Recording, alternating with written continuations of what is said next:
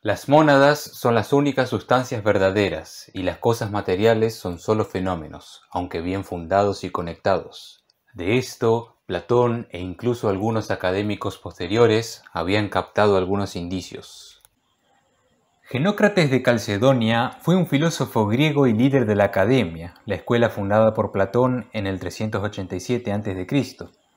Sus obras están perdidas, pero sabemos que su trabajo en general se basó en la formalización de las enseñanzas de su maestro Platón.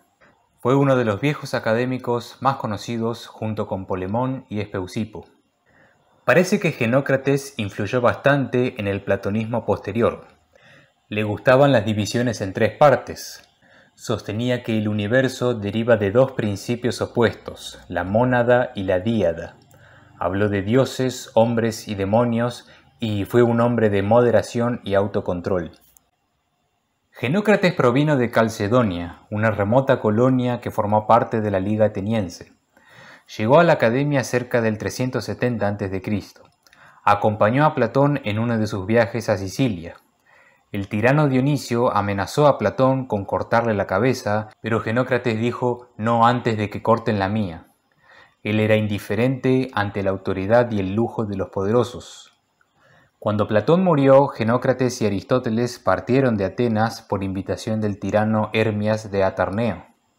Genócrates regresó luego de la muerte de Espeusipo para ser director de la Academia y mantuvo ese puesto durante 25 años. Tenemos otras anécdotas. Las cortesanas Friné y Laida intentaron seducir a Genócrates, pero él no les hizo caso. Fue embajador a Antípatro, un general de Macedonia, y consiguió la liberación de unos prisioneros de guerra. A pesar de ser extranjero, fue muy respetado por la sociedad ateniense.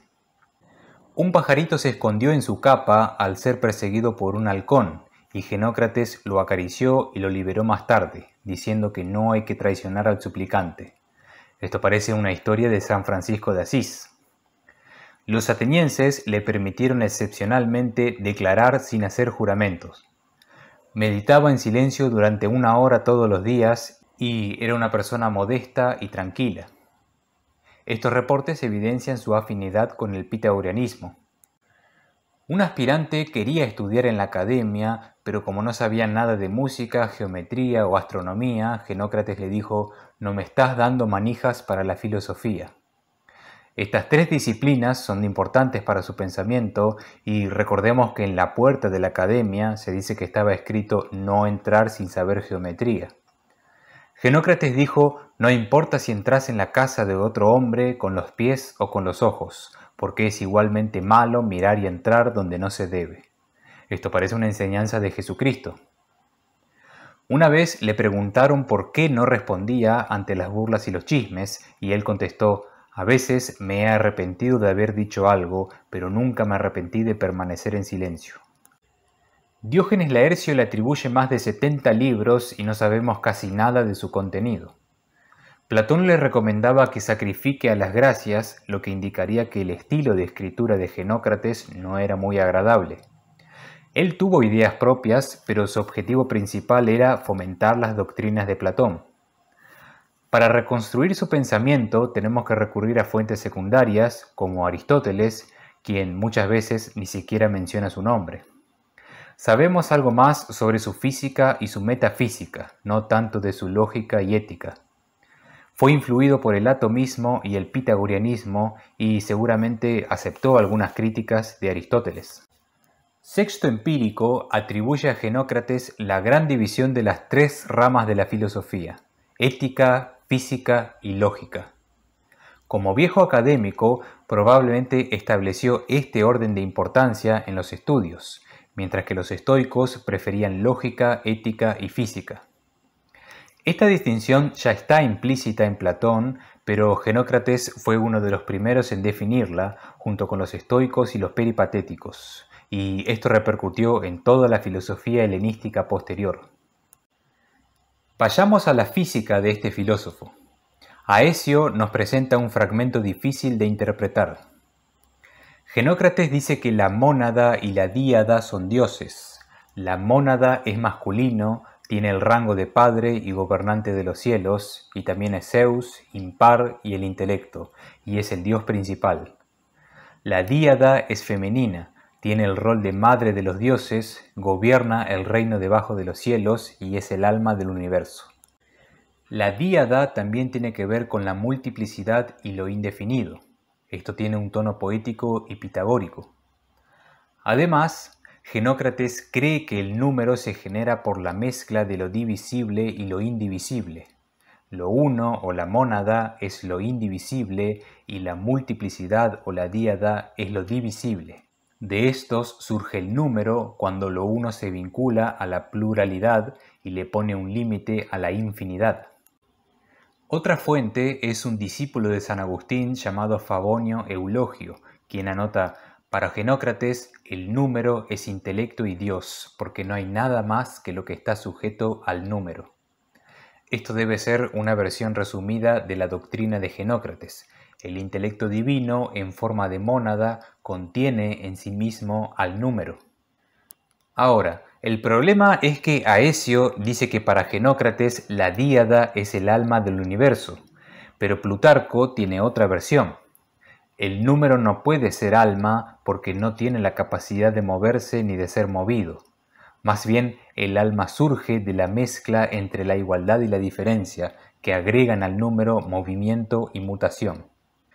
Quizás Aecio malinterpretó a Genócrates o nos falta parte de su texto. Otro problema es que dice que la díada es la madre de los dioses y es el complemento femenino de la mónada o Zeus. Pero la madre de los dioses suele ser Rea, quien no es la esposa de Zeus. Pero quizás Genócrates se está alejando de los mitos ortodoxos, como hacen los pitagóricos y los órficos. Para continuar con la interpretación, podemos recurrir a fuentes indirectas. Según el escritor romano Varrón, como cuenta San Agustín en La ciudad de Dios, Zeus es el dios creador, Hera es la materia y Atenea representa las ideas o patrones que sirven para crear o modelar todas las cosas. Varrón era seguidor del filósofo platónico Antíoco de Ascalón, quien a su vez quiso revivir los dogmas de la vieja academia. Por lo tanto, es posible que Antíoco haya tomado de Genócrates la imagen de Atenea como las ideas en la mente de Dios. Y recordemos que según el mito, Atenea literalmente salió de la cabeza de Zeus. Y quizás ella es el símbolo del alma del mundo. Repasemos el esquema metafísico de Genócrates. La mónada o lo uno es el principio divino primario e intelectual. La díada indefinida es el principio femenino material. La unión entre estos dos principios genera los números o formas, y el alma del mundo es el depósito de las formas que son proyectadas hacia el mundo físico a partir del intelecto primario. No sabemos si esto fue una respuesta explícita contra las críticas de Aristóteles o si fue por su propia interpretación de Platón. En todo caso, podemos identificar un rasgo en común entre los viejos académicos y Aristóteles, el tema de un intelecto superior que sirve como primer principio, que Aristóteles llama motor inmóvil. La diferencia es que para Genócrates el pensamiento del intelecto consiste en las formas y la mónada tiene una función más providencial que el dios de Aristóteles, que solo está centrado en sí mismo y que solo sirve como objeto de deseo o aspiración de todas las cosas del universo. En suma, parece que Genócrates quiso unir el bien en sí mismo de la República, el demiurgo del Timeo y el sistema de primeros principios del Filebo. Veamos qué son exactamente las formas para Genócrates. La versión más común proviene de Aristóteles y es la siguiente. Platón decía que existen las formas y los números matemáticos. Espeusipo rechazó las formas y solo postuló números. Luego, Genócrates dijo que las formas son los números. Ahora bien, desde el punto de vista de Platón hay dos tipos de números, los formales y los matemáticos. Los números formales son formas, porque son homogéneos y nunca se combinan con los demás. En cambio, los números matemáticos son los que usamos en la aritmética y se pueden combinar. Por ejemplo, 2 y 3 se unen para formar 5. Pero Genócrates quiere matematizar las formas, así que suprime la distinción entre números formales y matemáticos. No que las operaciones aritméticas ocurren en el reino de las formas, sino que, por ejemplo, el número 5 puede ser entendido teóricamente como la suma de 2 y 3 o 1 y 4, pero el 5 es un número en sí mismo y no necesita ser combinado con otra cosa para mantener su esencia. Además, los números se relacionan con otras entidades matemáticas y con todo lo demás. Genócrates sostiene que las formas y los números tienen la misma naturaleza y que las otras cosas, como líneas y planos, dependen de estos, y así sucesivamente hasta la sustancia de los cielos y el reino sensible. Parece que Genócrates cree que el universo se despliega en una secuencia ordenada y jerárquica. Encontramos la evidencia en el comentarista Temistio. Genócrates decía que los elementos del animal mismo, es decir, del cosmos inteligible, son los primarios entre los números eidéticos. Las formas de respectivamente el 1, la primera díada, la primera tríada y la primera tétrada. Es decir, en el cosmos primero están los números, segundo la línea, tercero el plano, cuarto el sólido y así hasta el mundo perceptible. Aristóteles, con tono de burla, dice que Espeusipo postula un universo episódico, porque su teoría física es discontinua y desarticulada. Pero Genócrates, por lo menos, presenta más orden, y el peripatético Teofrasto valora esta idea. Genócrates, de alguna manera, asigna su lugar en el universo a todo, tanto los objetos de los sentidos, los objetos de la razón o los objetos matemáticos, como también las cosas divinas. Sin embargo, esta teoría de Genócrates requiere que existan unidades mínimas para cada nivel de la realidad.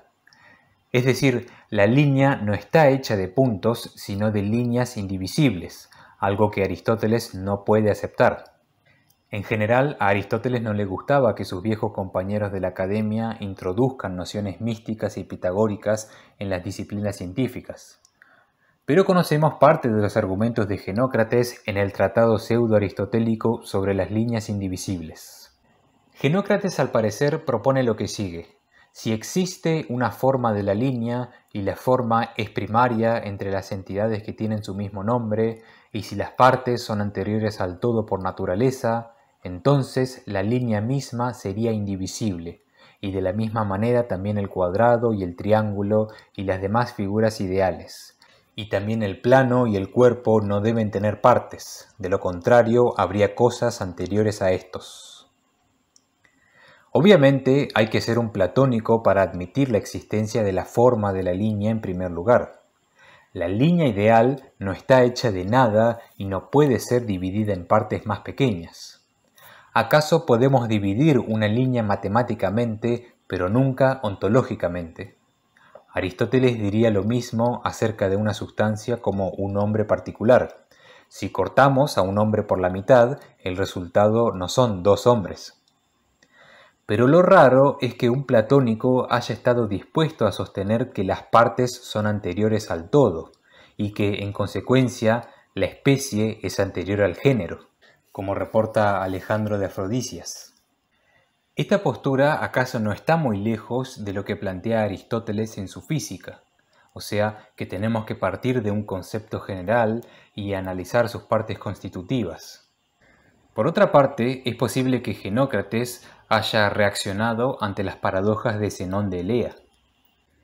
Con esto de las líneas indivisibles, suponemos que Genócrates tuvo intereses atomistas, y tenemos más evidencia en Aesio. Genócrates y Diodoro Cronos definieron a lo mínimo como entidades sin partes. Y Empédocles y Genócrates combinan los elementos a partir de masas más pequeñas que son las de menor tamaño, como si fueran elementos de elementos. Parece que está hablando de los átomos. Pero no hay que suponer que esto entra en conflicto con las doctrinas de la academia.